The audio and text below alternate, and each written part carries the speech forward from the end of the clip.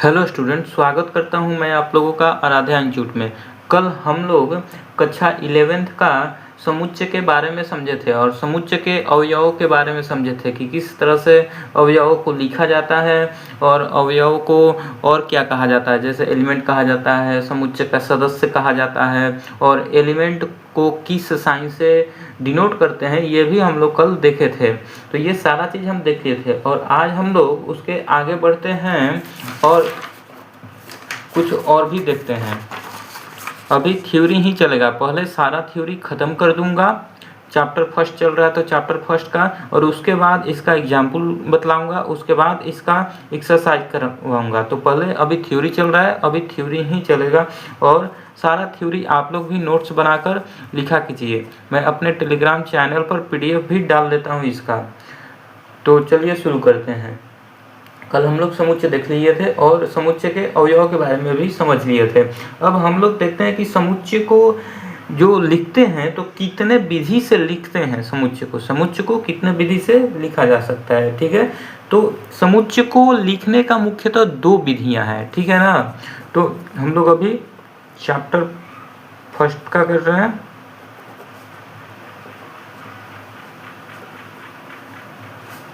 Chapter first समुच्चय,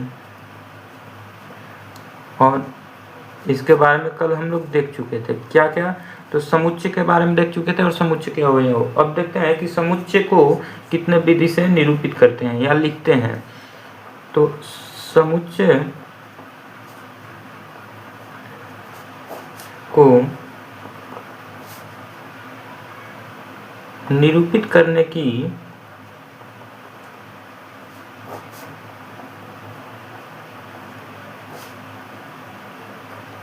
मुख्यतः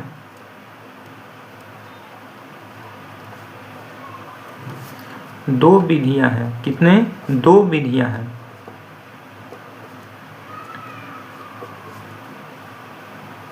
कौन कौन सा? तो पहला है रोस्टर विधि,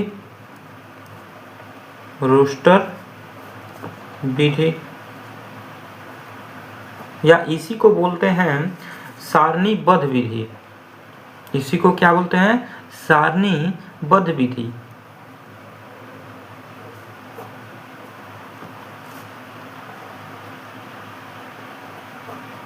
और एक और विधि है समुच्चय निर्माण विधि। समुच्चय निर्माण विधि। तो ये दो विधियां हैं जिसे हम लोग समुच्चय को निरूपित करते हैं या लिखते हैं। एक रोस्टर विधि, इसी को बोलते हैं सारणीबद्ध विधि, और दूसरा है समुच्चय निर्माण विधि। तो अब दोनों को समझते हैं कि रोस्टर विधि क्या होता है और समुच्चय निर्माण विधि क्या होता है। तो क्या है रोस्टर विधि, या इसी को बोलते हैं सारणीबद्ध विधि। तो इसका परिभाषा लिखते हैं और उसके बाद इसको समझते हैं। तो रोस्टर विधि उसको बोलते हैं जिसमें समुच्चय का गुणधर्म को नहीं लिखा जाता है, उसको सूचीबद्ध किया जाता है, ठीक है। मैं अभी आगे समझाऊंगा। तो समुच्चय का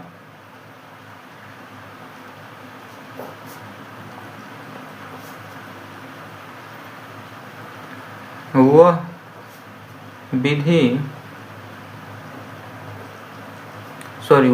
निरूपित करने का विधि, वह निरूपित करने का विधि जिसमें समुच्चय का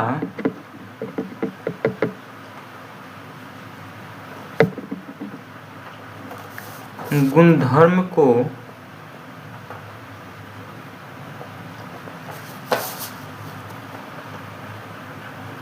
न लिखकर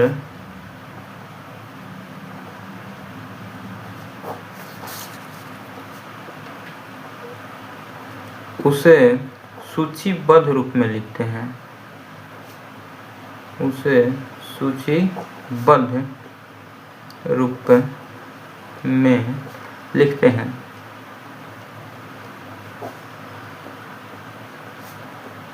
तो रोस्टर विधि कहलाता है।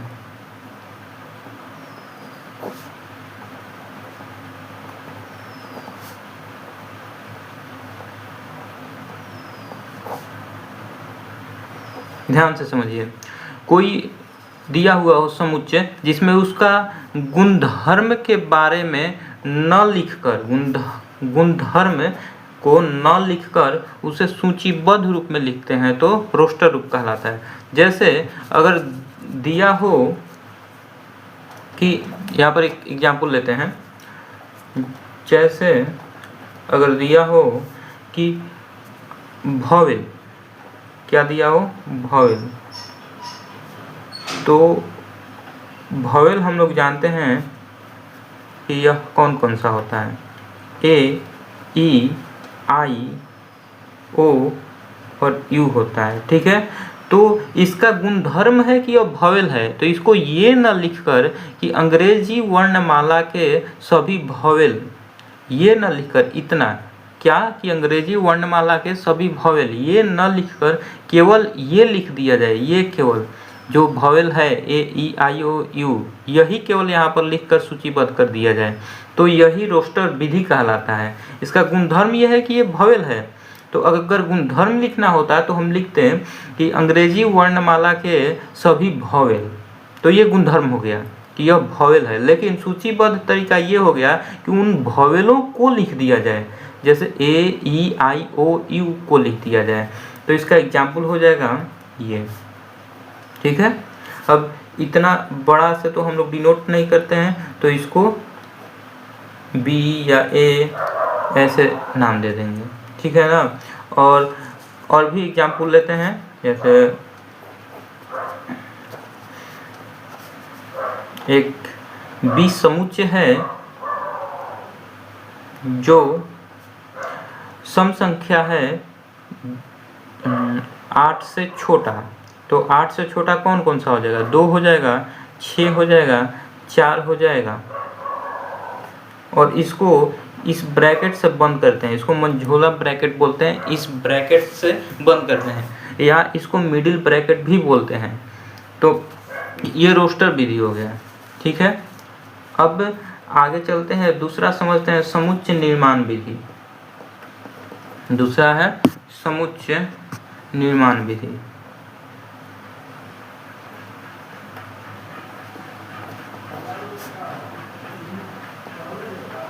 समुच्चय निर्माण विधि, समुच्चय निर्माण विधि का मतलब होता है कि इसमें सूचीबद्ध तरीका से न लिख करके इसमें उसका गुणधर्म लिख दिया जाए।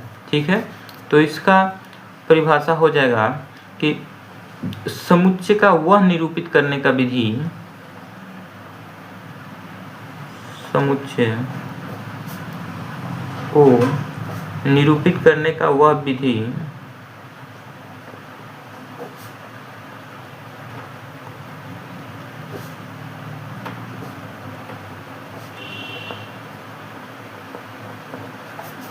जिसमें उसका गुणधर्म लिखा जाए, जिसमें उसका गुणधर्म लिखा जाए।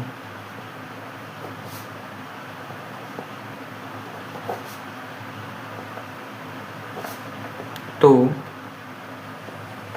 समुच्चय निर्माण विधि कहलाता है।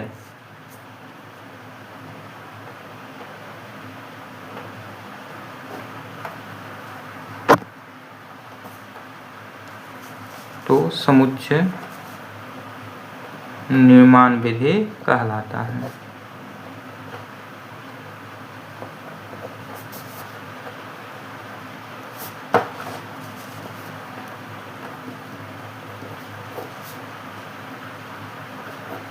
अब इसका एग्जाम्पल हो जाएगा,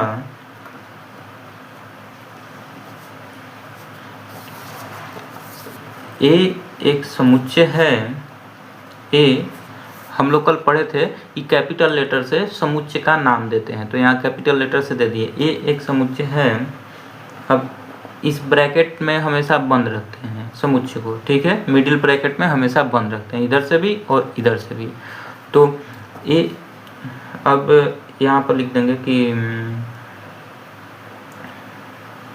एक्स, मान लीजिए एक्स, ये सब है, एक्स, ए है, ई है, आई है, ओ है और यू है। एक्स क्या क्या, ए है, ई है, आई है, ओ है और यू है। तो एक्स जो कि अंग्रेजी वर्णमाला के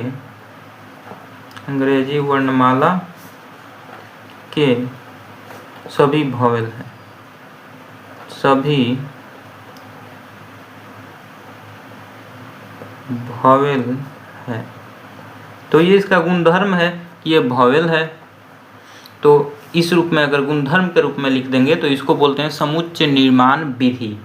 और अगर सूचीबद्ध कर देंगे उन सभी वॉवेलों को तो ये हो जाएगा रोस्टर विधि। ठीक है। और एक एग्जाम्पल लेते हैं। मान लिए इसमें भी कि x जो है 2 है, 6 है, 4 है। ठीक है। तो लिखते हैं कि x जो कि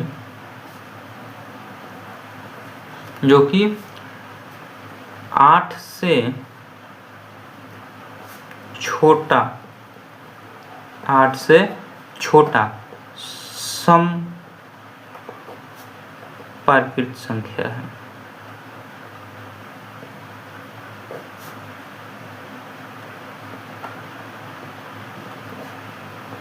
और इधर से भी इसको बंद कर देंगे। ठीक है। मैं उम्मीद करता हूँ कि आप लोगों को रोस्टर विधि और समुच्चय निर्माण विधि बहुत अच्छा से समझ में आया होगा। अगर नहीं समझ में आया तो आप लोग मुझे मैसेज कर सकते हैं टेलीग्राम चैनल पर।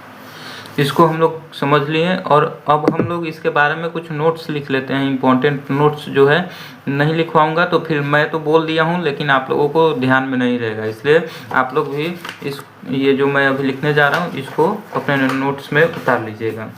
तो जो समुच्चय होता है, समुच्चय, उसमें समुच्चय के जो अवयव होते हैं ना उनके बीच अर्ध विराम लगा करके उसको अलग करते हैं और अर्ध विराम लगा करके ही लिखते हैं। ठीक है। तो नोट नंबर 1 डालिए।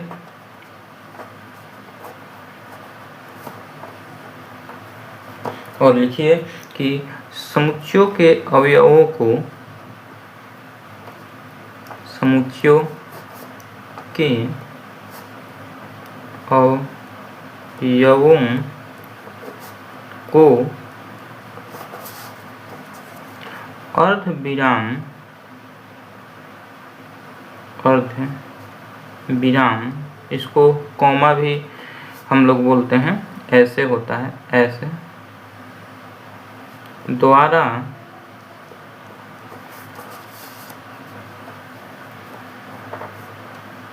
लिखते हैं।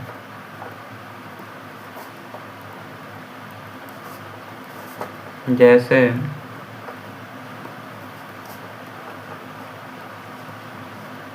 लिख रहे थे ना हम लोग कि ए, ई, आई, ओ, यू, इसके बीच में ये अर्ध विराम लगाएंगे इस तरह से और सबसे लास्ट में इसको ये बंद कर देंगे।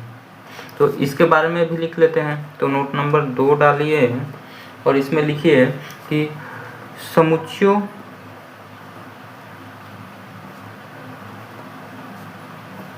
को हमेशा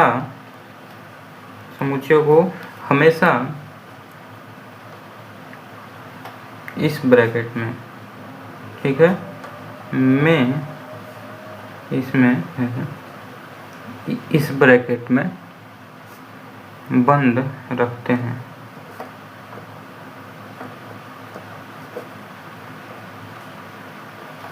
तीन नंबर नोट लिखिए। जो समुच्चय में ये अवयव हैं, ये इनका हम जगह बदल सकते हैं। जैसे ए है तो यहाँ पर ई ला देंगे और ई के जगह पर ए लेकर चले जाएंगे, तो इसका जगह बदल सकते हैं। या ओ है तो ओ के जगह पर ई ला देंगे और ई के ई के जगह पर ओ और ओ के जगह पर ई, तो इसका हम जगह बदल सकते हैं, ठीक है। लेकिन इसको हम दोबारा नहीं लिख सकते हैं। अगर ए एक बार हम लिख दिए तो फिर यहाँ पर ए नहीं लिख सकते हैं। मतलब कि इसका हम जगह बदल कर लिख सकते हैं लेकिन दोबारा किसी को नहीं लिख सकते हैं, ठीक है। तो लिखिए कि समुच्चयों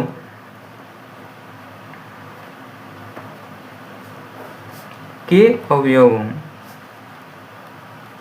समुच्चयों के अवयवों का स्थान आपस में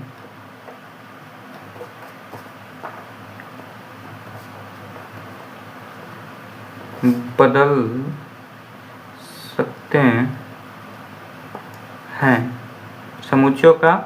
समुच्चयों के अवयव का स्थान आपस में बदल सकते हैं किंतु